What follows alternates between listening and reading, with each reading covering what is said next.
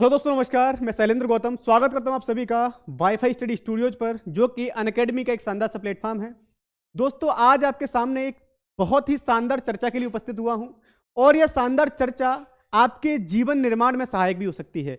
सहायक क्यों हो सकती है, उसके बारे में बात करने वाला हूं। बच्चों, आपको पता है कि जब एसएससी ने अपना नोटिफिकेशन जारी किया था, बच्चों, एसएससी के द्वारा अपना जो कैलेंडर जारी किया गया था, आप थोड़ा सा गंभीरता से सुनिएगा।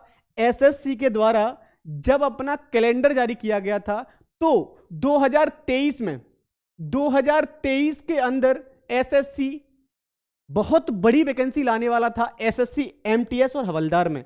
यह आपको सबको पता है, सब लोग जानते हैं कि एसएससी एमटीएस और हवलदार के अंदर बहुत बड़ी वैकेंसी आने वाली थी। लगभग इसका आंकड़ा 10,000 प्लस वैकेंसियों का था। ठीक है, जो वैकेंसी आने वाली थी वो लगभग 10,000 से ज्यादा वैकेंसियां थी।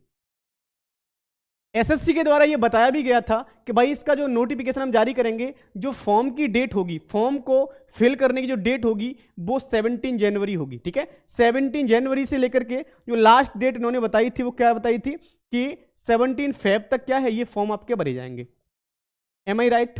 यही तो था। तो आप बोलोगे सर बिल्कुल यही था, लेकिन अभी तक एमटीएस हवलदार के फॉर्म नहीं आए हैं। ठीक है, एमटीएस हवलदार के अभी तक फॉर्म नहीं आए हैं। हो सकता है उनका कुछ अपना एक डिपार्टमेंटल इश्यू रहा हो। डिपार्टमेंटल इश्यू ऐसे हो जाते हैं कि कुछ मतलब कार्यों को पूर्ण न होने की वजह से, या फिर जो भी वैकेंसियां आनी हैं उनकी डिटेल फुलफिल न होने की वजह से हो सकता है कि 2-4 दिन का डिले हो रहा हो। लेकिन आने वाले कुछ ही दिनों में आपके लिए नव वर्ष का तोहफा भी है।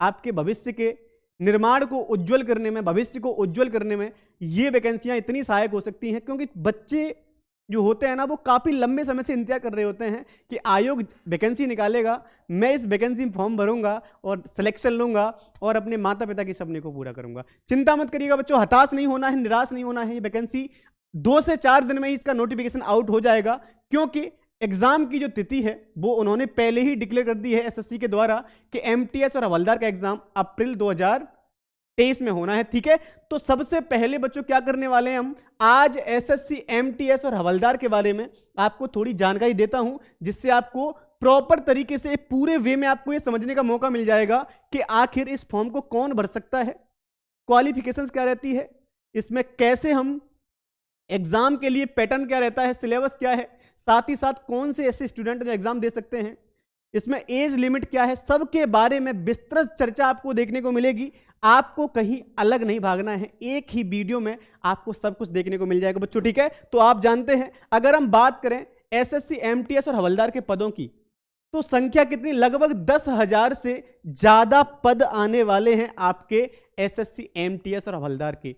10,000 से ज्यादा पद। अपने दिमाग में इस बात को ना अलार्म की तरह सेट कर लीजिएगा, 10,000 पद बहुत होते हैं, आने वाले हैं। ठीक है, आपको पता है अगर आप क्वालिफिकेशंस की बात करें, अगर आप योग्यता की बात करें, तो आप देखेंगे सर इसकी जो योग्यता है वो बहुत ज्यादा नहीं है। जो विद्यार्थी 10th क्वालिफाई हैं, जिन्होंने 10th का एग्जाम क्वालिफाई कर लिया है, ऐसे बच्चे क्या कर सकते हैं, इस फॉर्म को भर पाएंगे। अब आप कहोगे सर इसका मतलब क्या है, एज लिमिट क्या है? अगर एज लिमिट नहीं रखी गई ना, तो सर बहुत बच्चे फॉर्म भर देंगे। डेफिनेटली ये सेंट्रल क्या है, सेंट्रल वैकेंसियां हैं, तो डेफिनेटली फॉर्म तो ज्यादा भरे जाएंगे, लेकिन इसमें एज का एक क्राइटेरिया है। इसमें जो एसएससी एमटीएस के लिए जो एज रखी गई है बच्चों, वो क्या है, 18 से 25 है। और जो आपकी एज रखी गई किसके लिए बच्चों, जो एज आपकी किसके लिए है, हवलदार के लिए है। ठीक है, हवलदार के लिए जो एज है वो कितनी है, 18 से 27 रखी गई है, आपको याद रखना है। हवलदार की जो एज है वो 18 से 27 इसमें रखी गई है, आपको ध्यान रखना है। एज में रिलैक्सेशन भी दिया गया है। रिलैक्सेशन क्या है बच्चों, ओबीसी वाले विद्यार्थियों के लिए कितना है, 3 वर्ष की आयु सीमा में छूट है, और एससी एसटी के लिए 5 वर्ष की आयु सीमा में छूट दी गई है। इस बात को मेरे मित्रों आपको याद रखना है। ठीक है, इस बात को आप याद रखेंगे। चलिए आपको आगे बात करता हूं। आगे क्या है बच्चों, आपको पता है, मैंने आपको पहले ही बताया था 17 जनवरी को क्या होना था, 17 जनवरी को फॉर्म आने थे, लेकिन नहीं आए हैं। लेकिन अपने माइंड में एक बात को ध्यान रखना कि जो एग्जाम होना है वो अप्रैल 2023 में होना है। ये आपको क्या है, दिमाग में टिक हो जाना चाहिए। यही जरूरी है, बाकी कुछ भी जरूरी नहीं है। फॉर्म तो आने थे और आने हैं और आने ही आके रहेंगे। फॉर्म तो तय है आना, एग्जाम भी होगा, लेकिन एग्जाम होगा कब? अप्रैल 2023 में एग्जाम होना है, ठीक है। और जो एज काउंट होनी है, आप लोग ध्यान रखिएगा बच्चों, जो एज काउंट इसकी होनी है वो कब? 1 जनवरी 2023 को आपकी उम्र 18 वर्ष हो जानी चाहिए, यह ध्यान रखना। 1 जनवरी 2023 को अगर आप 18 वर्ष के हो जाते हैं तो आप इस फॉर्म को फिल कर सकते हैं, आप इस फॉर्म को भर सकते हैं, ध्यान रखिएगा आप लोग, ठीक है। आगे बात करें कि इसका एग्जाम का प्रोसेस क्या है, किस प्रकार से इस एग्जाम में हम सेलेक्ट हो सकते हैं। तो सबसे पहला क्या है बच्चों? रिटन एग्जाम है, रिटन एग्जाम होगा, इसके बारे में मैंने आपको डिटेल डिस्कशन किया है नीचे। बाकी एक डिस्क्रिप्टिव टेस्ट होगा, पीईटी और पीएचटी होगा, लेकिन पीईटी और पीएचटी किसके लिए है? ये जो तीसरी प्रक्रिया है ये सिर्फ हवलदार वाले बच्चों के लिए है, ठीक है। जो बच्चे हवलदार के लिए अप्लाई करेंगे उनको क्या करना पड़ेगा? उनको डीबीपीएचटी देना पड़ेगा। डीबीपीएचटी का मतलब क्या होता है? फिजिकल एप्टीट्यूड टेस्ट होता है, फिजिकल स्टैंडर्ड टेस्ट होता है, डॉक्यूमेंट वेरिफिकेशन होता है, ठीक है। तो जो डीबीपीएचटी वाली प्रक्रिया है ये हवलदार वाले विद्यार्थियों के लिए है। उसके बाद आपको क्या होना है? उसके बाद आपका मेडिकल होना है और फाइनली आप सेलेक्ट हो जाएंगे। फाइनली मेरिट में अगर आप आ जाते हैं तो आप सेलेक्ट हैं। बच्चों अगर बात करें आगे हवलदार के लिए, अगर आप इस एग्जाम में देते हैं, एग्जाम को क्वालिफाई कर जाते हैं, तो हवलदार वाले बच्चों का क्या होना है? फिजिकल होना है। और बहुत ही सामान्य है, बहुत ज्यादा इसमें बहुत ज्यादा बड़ा फिजिकल नहीं है अन्य वैकेंसियों की तरह, अन्य फिजिकल की तरह ये इतना टफ नहीं है। फिजिकल में क्या है, अगर हम पुरुषों की बात करें, मेल की बात करें, तो मेल के लिए ध्यान रखिएगा 1600 मीटर क्या है? 1600 मीटर की रेस है मात्र 15 मिनट में। सेकंड प्रोसेस क्या है? 8 किलोमीटर आपको साइकिल चलानी होगी 30 मिनट में, टहलते हुए एकदम, साइकिल पैदल पैदल लेके जाएंगे तब भी हो जाएगा। आपकी हाइट पुरुषों के लिए, मेल के लिए हाइट क्या है? 157.5 सेंटीमीटर, यानी 157.5 सेंटीमीटर। अगर बात करें चेस्ट की तो नॉर्मली 76, उसको फुला के कितना? 81। ये अगर फीमेल की बात करें बच्चों, फीमेल के लिए क्राइटेरिया क्या है पीएचटी का? 1 किलोमीटर रेस 20 मिनट में है, बिल्कुल घूमते हुए जाएंगे, आराम से निकल जाएगी। 3 किलोमीटर साइकिल चलानी है, 25 मिनट में चलानी है। हाइट 152 सेंटीमीटर रखी गई है। वहीं बात करें वेट की तो महिलाओं का वेट 48 केजी होना चाहिए। ये सब क्राइटेरिया फिजिकल का है हवलदार वाले बच्चों के लिए। अगर हम आगे बात करें तो एग्जाम का प्रॉपर पैटर्न क्या रहेगा, ये एग्जाम किस प्रकार से होना है देख लीजिए। सिलेबस की बात करें तो मैंने आपको 4 तरीके से होना है। सीबीटी एग्जाम होगा, लेकिन ध्यान रखना बेटा, जो मेरिट आपकी बनेगी ना, जो आपकी मेरिट बनेगी बच्चों किस पर डिपेंड होगी? वो आपके सीबीटी पे डिपेंड होगी। उसके बाद ये क्या है आपका सीबीटी कितने नंबर का होगा? ये 100 क्वेश्चन आएंगे और 100 ही मार्क्स का होगा, ठीक है। 100 क्वेश्चन है और 100 ही मार्क्स का सीबीटी है। 90 मिनट में आपको देना है। नेगेटिव मार्किंग कितनी है? 1/4 की है।